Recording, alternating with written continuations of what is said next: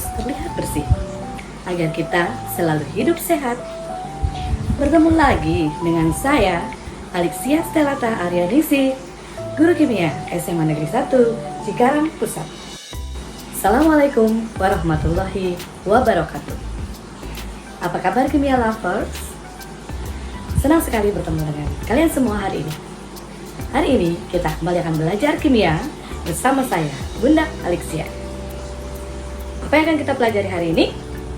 Yuk, mari kita amati peristiwa-peristiwa berikut ini. Yuk kita lihat gambar yang pertama. Pada gambar yang pertama, apa yang kalian lihat? Betul sekali, ini adalah proses pemanasan air dengan menggunakan kompor. Pada saat kompor dinyalakan, maka suhu kompor akan meningkat yang menghasilkan panas atau kalor. Nah, kalor tersebut akan ditransfer atau dialirkan melalui panci ke air, sehingga air yang ada di dalam panci akan mendidih. Maka pada proses ini terjadi perpindahan kalor. Sekarang kita lihat gambar yang kedua ya. Apa yang kalian lihat di sana? Ya, ada kendaraan yang sedang berjalan. Untuk bisa menggerakkan kendaraan tersebut, maka kita membutuhkan bahan bakar dong. Nah, bahan bakar yang biasanya kita gunakan salah satunya adalah bensin.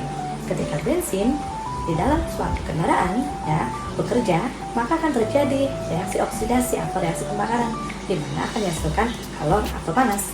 Nah, kalor atau panas inilah yang akan menggerakkan mesin-mesin pada kendaraan, sehingga kendaraan kita bisa berjalan.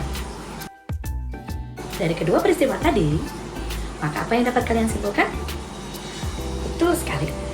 Pada peristiwa pertama maupun pada peristiwa kedua terjadi proses perubahan energi, khususnya energi panas. Bahkan terjadi transfer energi, baik itu pelepasan maupun penyerapan panas. Nah, pada kimia, materi yang mempelajari tentang proses perubahan kalor, khususnya adalah pada penyerapan dan pelepasan panas, itu kita pelajari pada materi yang kita sebut dengan termokimia. Nah, jadi pada kesempatan ini kita akan belajar tentang termokimia. Tapi yang kita pelajari adalah pengantarnya terlebih dahulu ya, yaitu tentang sistem dan lingkungan. Nah, materi ini tercantum dalam tujuan pembelajaran yang keenam pada materi kimia di kelas 11, yaitu tentang menganalisis perubahan entalpi yang terjadi pada reaksi kimia, yaitu pada termokimia. Ketika mengamati perpindahan kalor dalam suatu reaksi kimia, maka kita harus memahami tentang sistem dan lingkungan. Sistem adalah bagian dari alam semesta yang menjadi pusat perhatian, sedangkan lingkungan adalah segala sesuatu di luar sistem. Sebagai contoh, saat kita melarutkan kalsium oksida di dalam air dalam suatu wadah, maka yang kita sebut sebagai sistem adalah kalsium oksida dan air yang ada di dalam wadah. Sedangkan lingkungan adalah segala sesuatu di luar wadah. Sistem dibedakan menjadi 3. Yang pertama adalah sistem terbuka. Sistem terbuka memungkinkan terjadinya perpindahan kalor dan perpindahan materi. Yang kedua adalah sistem tertutup. Pada sistem tertutup hanya memungkinkan terjadinya perpindahan kalor. Dan yang ketiga adalah sistem terisolasi yang tidak memungkinkan terjadinya perpindahan baik kalor maupun materi. Sekarang kita lihat contoh berikut yuk. Kita lihat gambar yang pertama. Pada gambar yang pertama itu adalah panci sayuran, atau kita sedang memasak sayur di panci yang tidak ditutup. Nah, pada panci sayur tersebut, maka sistem yang ada adalah sistem terbuka. Betul sekali. Karena ada interaksi yang memungkinkan terjadinya perpindahan energi dan perpindahan materi dari sistem ke lingkungan.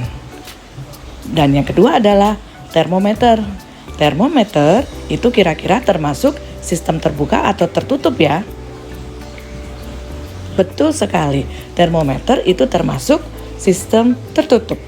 Kenapa? Karena seluruh bagian termometer itu tertutup rapat. Tidak akan terjadi perpindahan materi dari dalam termometer keluar termometer. Namun, masih bisa terjadi perpindahan energi.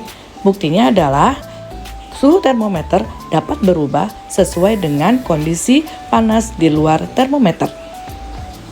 Sekarang kita lihat yang ketiga. Yang ketiga adalah termos.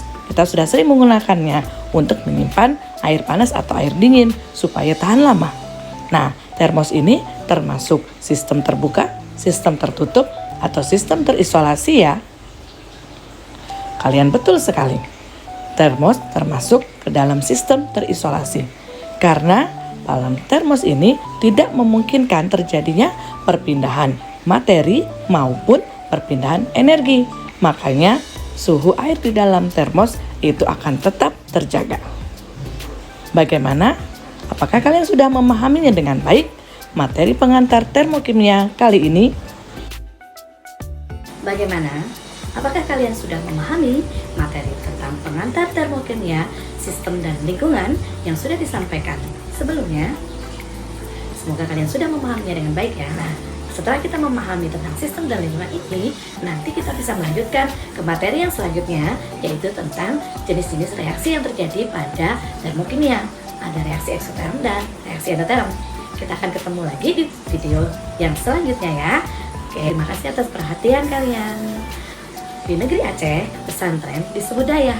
Santri-santrinya taat dan patuh. Billahi taufiq wal hidayah. Wassalamualaikum warahmatullahi wabarakatuh.